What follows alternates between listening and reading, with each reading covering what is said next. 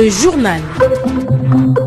Mesdames, Messieurs, les titres. Polémique autour de la chloroquine dans le traitement du Covid-19. La température est montée dans le monde scientifique et même politique au lendemain de la remise en cause de l'utilisation de ce médicament par une revue médicale britannique. Gratuité de l'eau et de l'électricité, des milliers de bénéficiaires exclus dans cette deuxième phase où les seuls compteurs éligibles sont ceux allant de 1 à 3 kWh alors que la première opération a été fixée jusqu'à 6 kWh, les cris de détresse des populations dans ce journal. Enfin, le juge président en charge du procès de Vital Kamerhe est décédé à Kinshasa. Plusieurs sources avancent qu'il ne s'agit pas d'un assassinat. Raphaël Yanyi était plutôt malade. Le saviez-vous? Il existe des gestes simples à connaître pour empêcher la propagation du coronavirus. On les appelle les gestes barrières. Quels sont-ils? Se laver fréquemment les mains avec un désinfectant à base d'alcool ou de l'eau et du savon. En cas de toux et d'éternuement, couvrez la bouche et le nez avec le coude fléchi ou un mouchoir. Jetez immédiatement le mouchoir et lavez-vous les mains. Évitez tout contact étroit avec une personne ayant de la fièvre et de la toux. Saluez sans se serrer la main. Évitez les embrassades. Nettoyez les objets et les surfaces souillées. Si vous présentez des symptômes de la grippe, fièvre, toux, éternuement, difficulté à respirer, ne vous rendez pas dans une structure sanitaire ou chez votre médecin traitant. Appelez le 1410.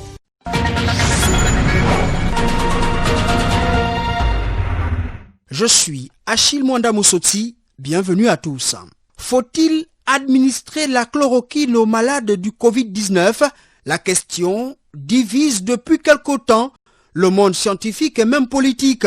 À l'origine de cette controverse, la remise en cause de l'utilisation de ce médicament par une revue médicale britannique, The Lancet. Un avis battu en brèche par une frange de la communauté scientifique, estimant que ce protocole médical a fait ses preuves. Écoutons à ce sujet le docteur Adrien Mougougou, président du syndicat des médecins fonctionnaires du Gabon, par ailleurs responsable de la cellule de riposte au centre hospitalier universitaire de Libreville. Ce qu'il faut savoir, c'est qu'actuellement, il y a pas mal aussi de problèmes de lobbying entre les firmes pharmaceutiques et tout. Et si vous avez lu toute la presse qui a suivi, toutes les déclarations et même d'autres articles, il y a des choses aujourd'hui par rapport à cette maladie. Les vérités d'aujourd'hui même ne sont pas forcément celles de demain. Celles d'hier d'ailleurs ne le sont parfois pas. Et donc cet article, il faut le lire en entier. Il ne faut pas lire la conclusion. Parce que si vous le regardez avec l'œil un érudit, un scientifique minimum, vous allez comprendre qu'il y a pas mal de biais. Je vous ferai remarquer que The Lancet d'ailleurs, en son temps, ne publie quasiment plus d'études, ce qu'on appelle rétrospectives. C'est-à-dire une analyse des données qui ont été conçues comme ça. Parce que ces études, selon tout le monde, tous les scientifiques, ont un niveau de preuve pas suffisant. Parce que c'est l'étude qui est conçue, où on a un projet d'étude avec des normes bien préétablies qui sont d'une valeur, mais vraiment beaucoup plus estimable. Or ici, on a pris des patients venant de toutes parts, pris en charge par 10 000 personnes qui n'avaient forcément pas les mêmes repères, qui n'avaient pas forcément la même gravité, et puis on les a mélangés. Et d'ailleurs, beaucoup de voix, et non des moindres. Donc, professeur Raoul est peut-être décrié, mais vous avez les 12 Blasi, vous avez pas mal de scientifiques qui aujourd'hui disent attention, il ne faut pas que la politique et l'argent dominent la science. L'autre côté, la chloroquine et l'hydroxychloroquine ont fait des preuves. Dans plusieurs pays du monde, la mortalité n'est pas aussi importante. Je prends le continent africain. Parce que, autant en Europe, il y a eu beaucoup de malades graves qui ont été admis en réanimation, et la prise en charge de ces malades, le résultat d'un médicament sur ces malades ne peut nullement être comparé au résultat d'un médicament sur des malades moyennement symptomatiques, comme on dit en sciences polysymptomatiques ou alors asymptomatiques. Les cohortes doivent avoir une certaine homogénéité pour juger de l'efficacité d'un médicament. La prescription des doses de chloroquine ou de l'hydroxychloroquine pour le traitement du Covid-19 se fait après surveillance cardiologique sur les patients. Issa Steve Mefan. Une controverse suscitée par la revue scientifique britannique The Lancet, battue en brèche par une majorité de la communauté scientifique mondiale. La chloroquine n'a-t-elle pas fait ses preuves? Dr Adrien Mougougou, chirurgien point focal de la cellule de riposte Covid-19 du CHUL de Libreville. Sans faire injure au Lancet, nous pensons que je prends le pays africain, lorsque je regarde la majorité des publications et la prise en charge des malades, ces médicaments ont marché. Si vous comprenez bien la maladie du corona, l'évolution même naturelle peut se faire vers la guérison. Jusqu'aujourd'hui, on est réellement en train de se demander, est-ce que c'est cette chloroquine, cette hydroxychloroquine, cette azithromycine, peut-être tous les autres médicaments qui guérissent réellement les malades. On se dit, il y a une part de ça, parce que lorsqu'on regarde l'évolution, notamment de la charge virale dans le sang, beaucoup d'études ont montré que lorsque ces médicaments sont pris, la charge virale diminue beaucoup plus rapidement que chez les patients qui n'ont pas pris ces médicaments. Quelle serait donc l'incidence cardiaque sur les malades, docteur? Dire aujourd'hui que ça n'a servi à rien, que ça ne sert à rien, je crois que c'est un peu gros. Ce n'est que de l'ancêtre. Ce n'est pas un gouvernement, ce n'est pas un organisme mondial de santé comme l'OMS. Lui, il donne un avis, il a fait une analyse. D'autres analyses doivent être faites et beaucoup sont en cours. On connaît les effets arythmogènes de la chloroquine. Tous les malades qui sont mis sous traitement sont au préalable subissent un électrocardiogramme pour voir quel est l'état basique déjà du sujet avant de lui donner un médicament qui pourrait avoir un effet sur le cœur. Maintenant, la dangerosité par contre, et ça nous l'avons dit depuis longtemps, le comité scientifique dans ce pays l'a dit, avait déconseillé de traiter les malades par exemple asymptomatiques en ambulatoire. Pour les malades qui sont pris en charge dans les hôpitaux, le suivi est suffisamment correct pour se rendre compte qu'il y a une anomalie existante ou potentielle sur le plan cardiaque. Il faut donc retenir que l'avis donné par la revue médicale anglaise ne fait pas autorité. L'ONG Minapiga, la minorité autochtone et pygmée du Gabon, se joint aux actions menées par le gouvernement pour endiguer efficacement le coronavirus au Gabon. Roland Sylvanie Andem nous fait le point. Les leaders des peuples autochtones mènent à bien la lutte contre la propagation du coronavirus, parmi lesquels l'ONG Minorité autochtone et pygmée du Gabon. Léonard Ondambo, président du Minapiga. J'arrive à communiquer avec les communautés au niveau du village par téléphone. Je leur dis attention, il y a une maladie grave, qu'on n'a pas encore trouvé de médicaments pour cette maladie. Je l'ai déjà fait aussi une fois, lorsqu'il s'était judicide. Je l'ai fait lorsque le Cambo a fait parler de lui par le fait de la crise sur Ebola. Là, je suis tous les jours au téléphone, aussi bien avec ceux qui sont à Makoko que ceux qui sont au village. Village, quand je dis village, je parle de Mekambo. Ce dernier exhorte aux populations de respecter les mesures barrières édictées par le gouvernement dans ce combat. Donc, ma sensibilisation pour le moment concerne à dire au téléphone, prenez la peine de vous laver les mains régulièrement, le lavage des mains. Je dis la même chose aussi pour mes voules parce que je connais les populations Baka. Et donc, le travail des Minapiga se limite à donner l'information au téléphone. Mais je lance un appel au niveau des autorités sanitaires pour qu'elles m'impliquent dans des campagnes parce que je suis issu d'une communauté un peu difficile. Ma présence seule va rassurer pour dire attention, suivez les instructions gouvernementales, suivez les instructions des autorités sanitaires, copie bien sûr. Donc c'est l'appel que je lance. Vivement que les choses s'améliorent à l'endroit des dites populations. Parlons de la gratuité de l'eau et de l'électricité. Les populations du Grand Libreville ne comprennent pas ce qui se passe autour de cette mesure présidentielle en cette période de crise sanitaire. Dans cette deuxième phase, plusieurs compteurs ne semblent pas être éligibles et le processus de créditation poserait même problème. Écoutons le courroux de quelques personnes rencontrées par Edgar Kaba. On peut juste regretter que les compteurs 6 kW et certains 3 kW, tous ceux qui ont une consommation au-dessus de 240 kW par heure, ont été exclus. C'est le regret. Je ne sais pas pourquoi. En ce qui concerne la gestion de l'argent dans notre pays, il y a toujours un flou artistique. Comment expliquer que pendant la première phase, tous ceux qui disposent d'un compteur d'électricité avaient bénéficié des 20 000 francs d'électricité et qu'à la deuxième phase, qu'on nous dise que certains se retrouvent pratiquement sur le carreau, exclus de la gratuité de l'électricité. C'est quoi le problème? Est-ce que véritablement le ministère joue pleinement son rôle ou encore c'est une frappe de plus? Parce que tout simplement, rien ne peut justifier cela. Ni la présidence, ni la primature. Personne n'a communiqué pour dire que voilà maintenant le type de Gabonais qui va devoir bénéficier de l'électricité et voilà l'autre type qui sera exclu. On ne nous a rien dit. Que le directeur de la SCG se rassure, qu'il lègue bien l'info. Parce que c'est ça qui tue un peu dans notre pays parce que l'information n'est jamais bien léguée. Je ne peux pas comprendre que le mois dernier, les gens, je ne sais pas par quels critères définis par le gouvernement, ont eu le courant gratuitement et qu'un mois après, on ne nous a même pas défini exactement qu'est-ce qui s'est passé, il y a eu rupture à quel niveau et que le même État, sans concertation, sans communication aucune,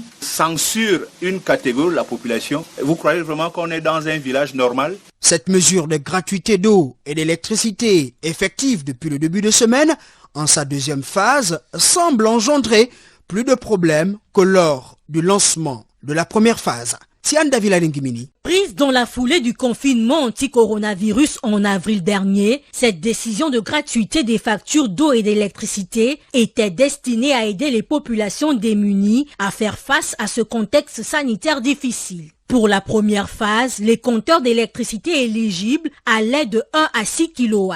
Au total, 248 200 ménages ont bénéficié de cette gratuité. Pour cette seconde phase, ce type de compteur d'électricité a été réduit à 3 kW, ce qui devrait logiquement réduire le nombre de bénéficiaires. Qu'est-ce qui pourrait expliquer cette réduction du type de compteur et donc du nombre de bénéficiaires? Est-ce l'incidence financière? À cette question, ni le ministère de l'Énergie, ni la SEG, Société d'énergie et d'eau du Gabon, n'ont souhaité apporter une explication à même d'éclairer la lanterne des populations lésées qui spéculent à tout vent. Et comme si cela ne suffisait pas, même pour les 3 types de compteurs d'électricité éligibles pour cette seconde phase, c'est-à-dire 1, 2 et 3 kW, les opérations de souscription restent impossibles pour de nombreux clients qui tentent en vain d'entrer en possession de ces unités. S'agit-il d'un problème technique? Là aussi, aucune explication. Autant de couacs qui mettent en mal l'importance de cette gratuité pour les populations en ces temps difficiles liés à la Covid-19. Le ministre en charge de la fonction publique en séance de travail avec les responsables des syndicats. Les discussions ont porté sur l'éventuelle reprise des travaux des commissions pour la mise en œuvre des recommandations issues du Forum de la fonction publique de janvier dernier. Ahmed Rahenzengi rapporte. C'est la salle de réunion du ministère de la fonction publique qui a servi de cadre à la réunion de mise au point du comité de pilotage chargé du suivi des actes du Forum de la fonction publique. Présidée par le directeur de cabinet du ministre, cette rencontre aura permis de passer en revue les recommandations formulées par l'ensemble des travailleurs gabonais afin de donner à l'administration publique un nouveau visage. Cyril Angoué, directeur de cabinet du ministre de la fonction publique. Nous nous sommes retrouvés pour annoncer le démarrage des travaux qui avaient été interrompus du fait du contexte sanitaire. C'est donc la reprise progressive de ces comités. 3 mois après la tenue de cette assise de réflexion intense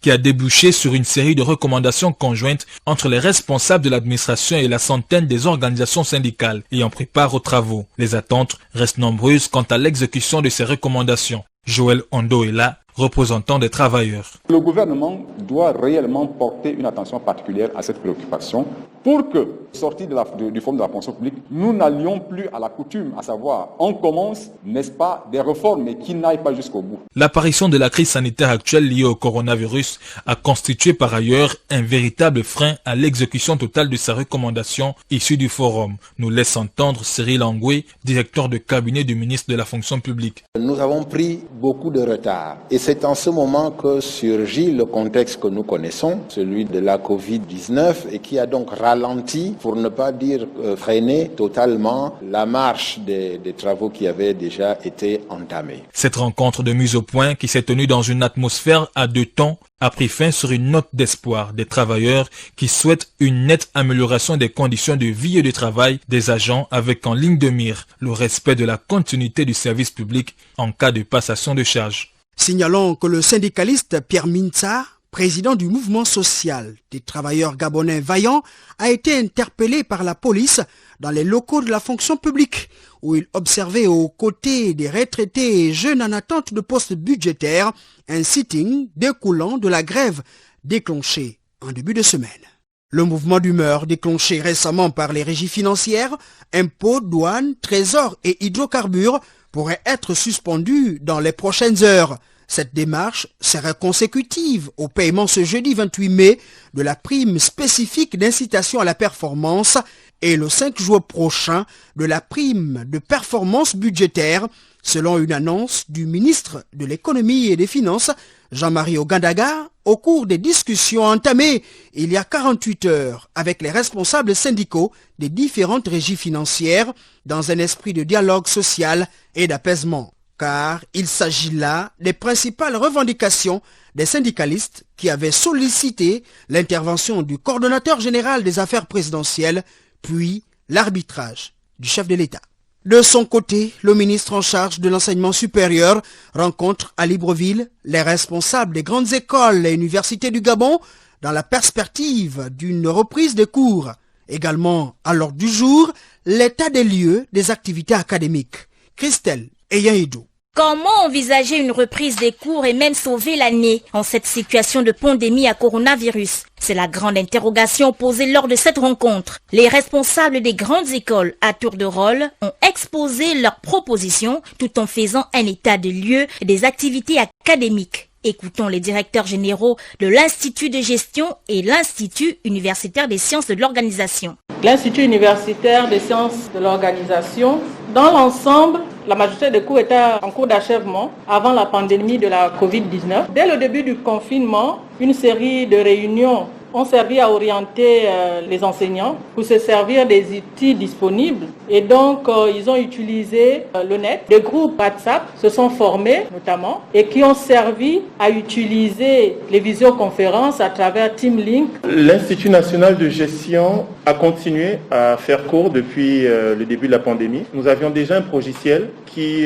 nous permettait d'organiser notre académie, la programmation des cours, les évaluations, et que nous avons naturellement utilisé pour basculer sur l'enseignement à distance. Nos étudiants étaient déjà familiers de ce logiciel depuis plus de 2 ans, donc ça a été assez aisé à mettre en œuvre et à l'adapter à l'enseignement à distance. À l'université Omar Bongo, l'activité académique s'est faite par département, une situation peu reluisante selon son recteur par intérim, Noël Mesmin Soumao. Avant le confinement, la faculté de droit et sciences économiques, je dirais aujourd'hui, est dos au mur, car confrontée à de sérieux problèmes structurels. L'administration est parvenue à achever l'année et à publier l'ensemble des résultats, dont certains par voie d'affichage avant le confinement et d'autres en ligne pendant le confinement via une mini-application acquise par l'administration des canals.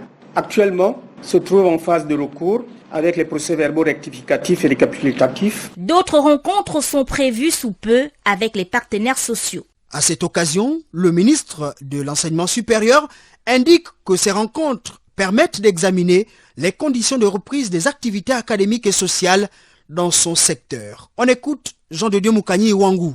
Le Premier ministre, chef du gouvernement, sur instruction du chef de l'État, a prescrit à chaque membre du gouvernement d'avoir à réfléchir sur un protocole de retour ou de reprise normale des activités. À ce titre donc, il me fallait absolument inviter l'ensemble des acteurs de l'enseignement supérieur, aussi bien s'agissant de questions pédagogiques, académiques que sociales.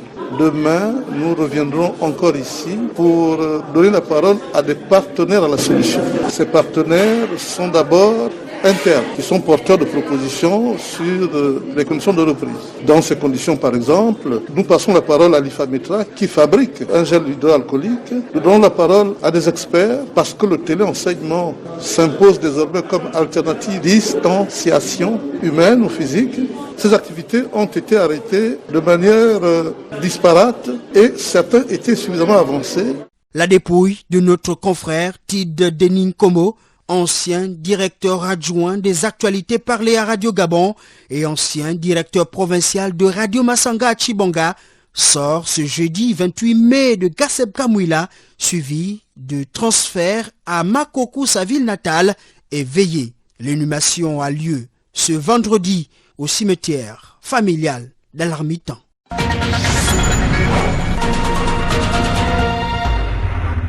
L'actualité à l'étranger avec vous, Safira Tiberge Kedina.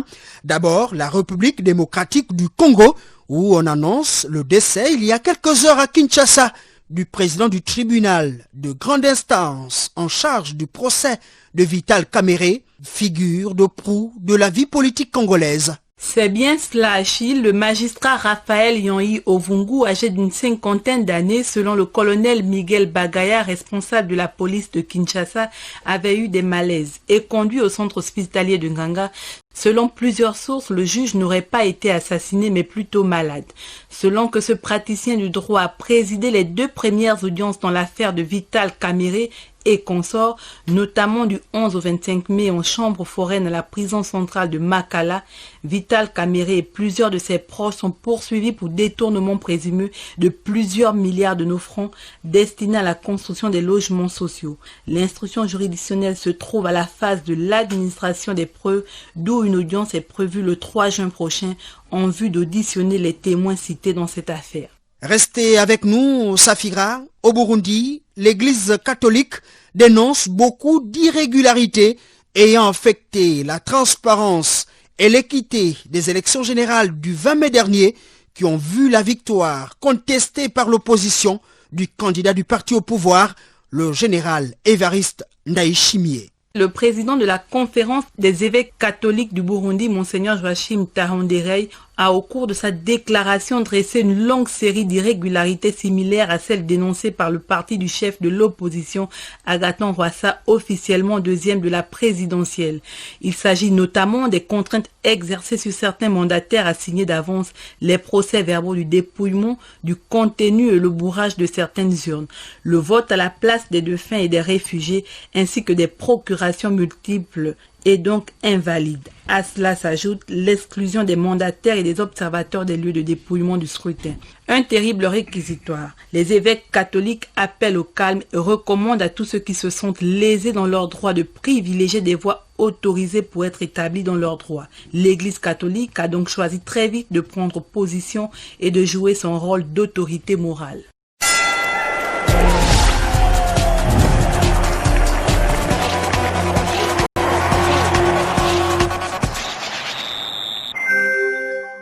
Le sport, c'est avec vous, Ulrich Koupangoy, Mbolo Samba. Achille. La fédération gabonaise de basket vient de reporter la Coupe du Gabon Interclub 2020 et de toutes les compétitions des ligues en raison du Covid-19. Une décision qui n'empêche pas les clubs de se maintenir en forme. C'est le cas de Dzimba Basket. Le club universitaire s'entraîne régulièrement en respectant les mesures barrières pour éviter la propagation du Covid-19.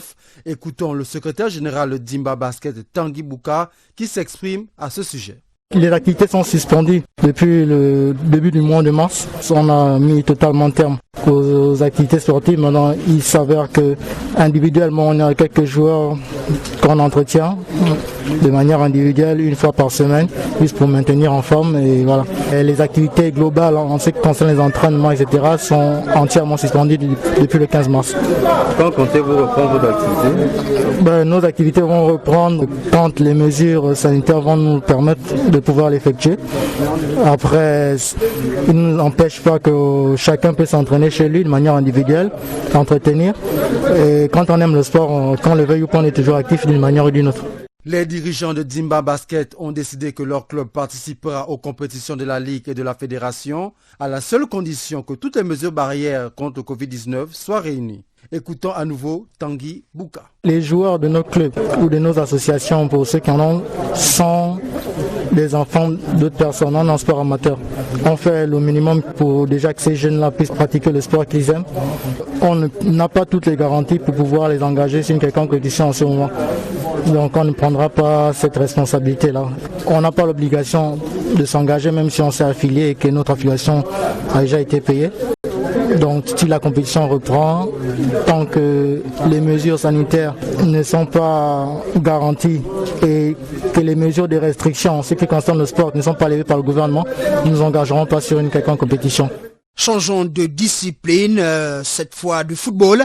La Première Ligue, le championnat anglais de première division, vient d'autoriser aux clubs les entraînements avec contact malgré la propagation du coronavirus dans le pays. Les 20 clubs du championnat anglais ont voté à l'unanimité en faveur d'une reprise des entraînements avec contact, marquant ainsi une étape importante vers le retour à la compétition. Les clubs pourront désormais s'entraîner en groupe et avoir recours au tacle tout en continuant à limiter toute proximité qui ne serait pas nécessaire. La Première Ligue va devoir discuter avec les clubs et les diffuseurs du calendrier des 92 matchs restants à disputer pour terminer la saison. La Fédération anglaise de football espère reprendre le championnat le 19 juin prochain si les 20 clubs sont favorables à cette date. Enfin, au regard du Covid-19 qui sévit dans le monde, l'UEFA est en train d'étudier une nouvelle formule pour finir la Ligue européenne des clubs champions saison 2019-2020. Le média Sky Sport Italia évoque une future formule de la compétition pour cette saison. Après concertation entre l'UEFA et l'Association des clubs européens, l'un des formats envisagés est le suivant. Les huitièmes de finale retour les 7 et 8 août, puis les quarts de finale sur terrain neutre sur un seul match les 13 et 14 août prochains. Les demi-finales et la finale de la compétition pourraient se jouer à Istanbul en Turquie en fin août sur un seul match pour les demi-finales, une formule qui pourrait être adoptée en mi-juin, date à laquelle l'UEFA se prononcera sur le sujet. Merci Ulrich Koupangoy, c'est ainsi que se referme le journal préparé par la rédaction de Radio Gabon. Merci également à l'équipe technique, je suis Achille Mwanda Moussoti, respectons les mesures barrières et à bientôt.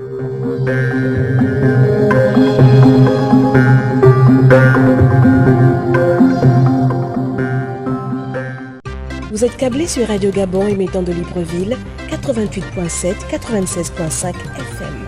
Où que vous soyez, nous sommes avec vous.